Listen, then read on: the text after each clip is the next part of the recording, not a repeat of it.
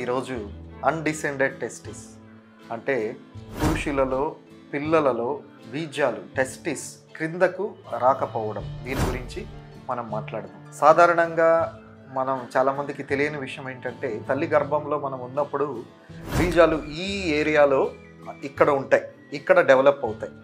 9 నెలలు అయ్యేసరికి అవి దిగి క్రిందకు వస్తాయి.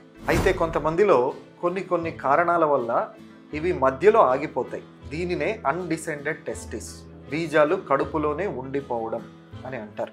దీనికి చికిత్స వెంటనే చేసుకోవాలి. వెంటనే అంటే బాబుకి 1.5 సంవత్సరం లేదా 2 సంవత్సరాల లోపే ఈ ఆపరేషన్ చేయాలి.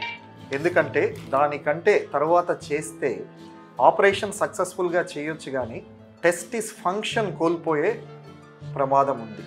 టెస్టిస్ సరిగ్గా పని చేయాలి, దాని పనిని భవిష్యత్తులో వీర్యకణాల ఉత్పత్తికి తోడ్పడాలంటే అది 1.5 లేదా 2 సంవత్సరాల లోపు ఆపరేషన్ చేసి పైనున్న బీజాలను తీసుకుని వచ్చి క్రింద పెట్టి ఆపరేషన్ చేయాల్సి వస్తుంది. కాబట్టి చిన్నపిల్లల తల్లిదండ్రులు ఈ విషయం గమనించి, చాలాసార్లు ఎక్కువ మనం ఏం చూస్తుంటామంటే, పెద్దయ్యే కొద్ది వస్తాయి, వెయిట్ చేయొచ్చు అని వీళ్ళు చెప్పిన మాటలను బట్టి వదిలేస్తూ ఉంటారు.